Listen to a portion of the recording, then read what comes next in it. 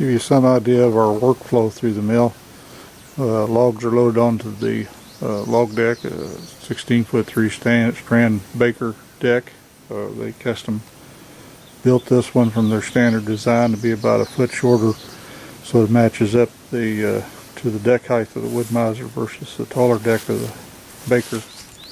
And behind this willow tree that I let grow every spring and cut it off in the fall is a little special item they did for us. It was a little hard to see down there. That little gray box is a little electrical junction box, and then behind it runs selector valves. This is so I can have one in and out hose going to the deck, and it runs both the deck and the loading arms just from a flip of the switch on the sawmill. And there, of course, the logs go across the loading arms onto the mill, sawed, cants and railroad ties and posts and different things like that. Heavy dimension stuff goes out over these rollers and then is rolled down onto the T-Rex arms, loading forks on the T-Rex out that way. Slabs are pulled off and dropped behind here, and usually we have a T-Rex sitting there with the collecting the slabs. We have a dust collector system that is run by a 5 horsepower Timber King dust blower.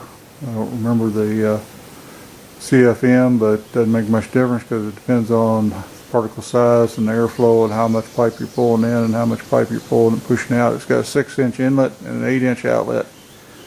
We have it plumbed into also over to our edger where the lumber comes off this end of the mill in the flitches and goes, if it's needs to be edged, it goes through onto this table that is made specifically to adjust to any length of board coming across it by just pushing it forward or pulling it back. Kind of a design feature I probably ought to get a patent on, I believe.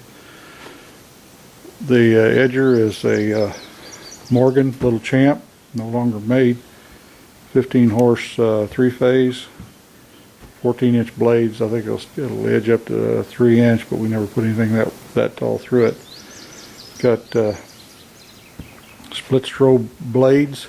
That makes it handy to change out and maintain the blades. All you have to do is pull 4 bolts and the 2 halves of the blades come out, and you just replace them with another set, and the other one's off to be sharpened.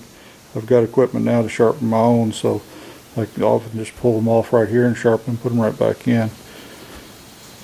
It's been real reliable. I can't think of anything we have to break down and replace on it since we bought it. Bearings are all original. Squirt a little grease once in a while, oil the chain, and placed a couple of belts, and that's been about it. Outfeed to that is just these steel ramps, again on a high-tech stand on this other end that's adjustable, but just put another board under it or something. Edgings are dumped over into this rack that collect it full and then scoop it out and take it out and put it on the pile. Overflow lumber, odd pieces and whatnot are stored back here temporarily on these sawhorses that don't go directly into the bundle. Often we saw a long log and make shorter pieces that we save back till we're making a shorter bundle to keep the bundle size right. We have a little temporary storage of some lumber back here. We don't like to collect up too much of it, but occasionally somebody comes by and needs to wall for a chicken house or something, and we'll sell them a board or two. The lumber for that is either edged or comes off the mill, goes onto these sawhorses and build a bundle. We can take out of this door up to close to 15 feet and then put enough width in here to get much wider than that, and that's so it goes for just about every door really. The deck infeed door is a little over 19 foot wide, so we can get 18-foot stuff through it without angling it. Anything longer than 18, we have to put it on there to angle, bring it in. Anything 16 and over, we saw on the mill, and then by found it just about easy to use the loading arms to flip it back up, put it on the deck, and roll it back out. So typically 14 and under go through the edger and over here to the behind me to the stack. 16 and over go back out the door. And of course, we got the slide back table we built with a little roller on it, kind of assisting bringing stuff back. Often we're sawing common lumber, we'll saw all the way down to the deck and drag the whole pile off and then unload it. Well, this machine here we added is a jump saw. We had a substantial order for some pieces of blocking that was cut to a specific length, and so we invested in this, and we don't use it real often, but we use it to cut up survey stakes and some shorter blocking. We have a couple specialized customers that buy from us. A few cull pieces down there below we can still use for blocking. We use that, but of course to the left you see a stop block where we can stop the piece coming through. It's very accurate, certainly accurate enough. It'll only cut at 90-degree angles. They will cut up to 4-inch thick, 12-inch wide. The in-feed table happens to be virtually the same height as the log deck. So what that means is we can saw something up, flip it back onto the loading arms, roll it back onto the deck, and then feed it right through the cut-up saw. Typically survey stakes, we'll saw them and then rack them up on this set of roller tables here, and Mary picks them up a handful at a time and puts them through the cutter. Under this roof, we can have boxes or whatever, or pallets or whatever we need to stack it on. There's another little view of the end of that roller table, and down the ramp would be the T-Rex park, so we can roll stuff onto it.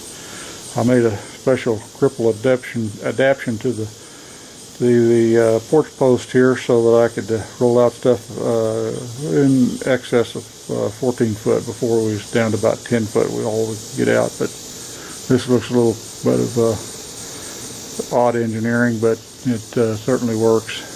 Just took about an hour with the chainsaw and a couple scrap boards and another post. Out beyond through that cut is a bucket that goes on either the large T-Rex or the small T-Rex. I wouldn't know how many cubic feet it holds, but plenty. We have it rigged up now to fit on the quick attach on the larger T-Rex, and it snaps on, snaps off from the cab, and makes it quick to change out. So that's typically how I use it, and it's better suited to the larger one. Filled with gravel, the small T-Rex was stacked pretty heavy, but the larger one, 6,600 pounds, handles it full of wet creek gravel plenty easily, and sawdust no problem. We get a few customers that come and get sawdust from us from time to time, and we load them out with the T-Rex. But we can get all the way around the building. There's a dust chute coming out and depositing the sawdust on our compost pile, we call it, rather than just a sawdust pile. We have doors on most of the openings we can shut. If the wind gets too high or gets too cold, it doesn't really help when it gets too cold, because it gets too cold, it's just too cold. But it helps when the wind, we can shut down different directions and get production somewhat more comfortable that way. Otherwise the building is not heated and not air conditioned. We have some fans here and there, and we just have to sweat it out or freeze it out. And we don't have any concrete floors. You might notice that under the edger and under the jump saw we have board floors. That works for us. We got boards, we don't have concrete. So